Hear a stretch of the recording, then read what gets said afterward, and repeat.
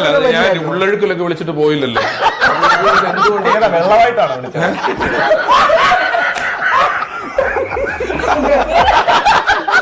എന്റെ ഡാഡി പറഞ്ഞാലുണ്ടല്ലോ ഒറ്റടത്തിനെ പറഞ്ഞു വിടില്ലട്ടാ. ചെറുപ്പത്തിലെ ഒരാളോട് എന്താവണം എന്ന് നമ്മൾ ആഗ്രഹിച്ചു കഴിഞ്ഞാൽ ചിലപ്പോൾ പറയാം നമുക്ക് രമേശ് പിഷാരടിയെ പോലെ ആവണമെന്ന്. കാരണം അദ്ദേഹം എല്ലായിടത്തും ഉണ്ട്. ടിവിയിലുണ്ട്, സിനിമയിലുണ്ട്, യൂട്യൂബിലുണ്ട്, ഇൻസ്റ്റഗ്രാമിലുണ്ട്, സോഷ്യൽ മീഡിയയിലുണ്ട്. പിന്നെ ഞാൻ അണ്ണനെ പറ്റി കുറച്ച് ഇല്ലാത്തതൊക്കെ പറഞ്ഞിട്ടുണ്ട്. വെറുതെ പൊക്കി അടിക്കാൻ വേണ്ടി കൈന്നിട്ട് കാച്ചി. എല്ലായിടത്തും ഉണ്ട്. എനിക്ക് ഭയങ്കര ഇതൊക്കെ ഉള്ള കാര്യം തന്നെയാണ്. വേണമെങ്കിൽ തിരുത്താം. ഒറ്റ വീക്ക് വെച്ചുണ്ടല്ലോ.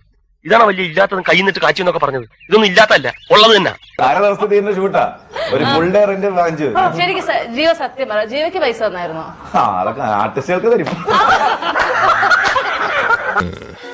അതെന്നാ വർത്താനം പറഞ്ഞു വെച്ചു പോയേ. എന്നിട്ടും നിനക്ക് കിട്ടിയല്ലോടാ. അത് ഭയങ്കരമായി. ആ രഹസ്യം ഈ ഭൂമിയിൽ രണ്ടാമതൊരാൾ അറിയില്ല. അതെന്നോടൊപ്പം മണ്ണിൽ അലിഞ്ഞില്ലാതാകും. നിന്നെ അക്ഷയ സെന്ററിൽ കൊണ്ടുവന്നേക്കുന്നതാണ്. എന്തൊരു ഒന്നും ഞങ്ങൾ ആവശ്യമില്ല. ഇവൻ ഏതാണ്ട് നമ്മളൊക്കെ കൂടെ ആധാർ പുതുക്കാൻ ഇതിന്റെ അടുത്ത് വന്നതാണ് വിചാരം.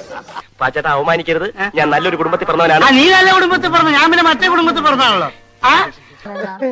അല്ല അജുവേട്ടാ, ഇപ്പൊ മലർവാടി നിന്നാണ് അജുവിന്റെ സ്റ്റാർട്ടിങ്, വിനീതേട്ടന്റെ കൂടെ. പറഞ്ഞത് നന്നായി.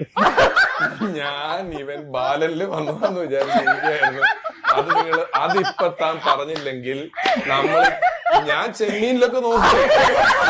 മേലെ ഇമാതിരി കോളോട്ട് എന്നെ ആ മണ്ടലോട്ട് പറഞ്ഞു വിട്ടേക്കല് പറഞ്ഞേക്കാം. നിർത്തി അങ്ങ് അവമാനിക്കുവാണെന്ന്.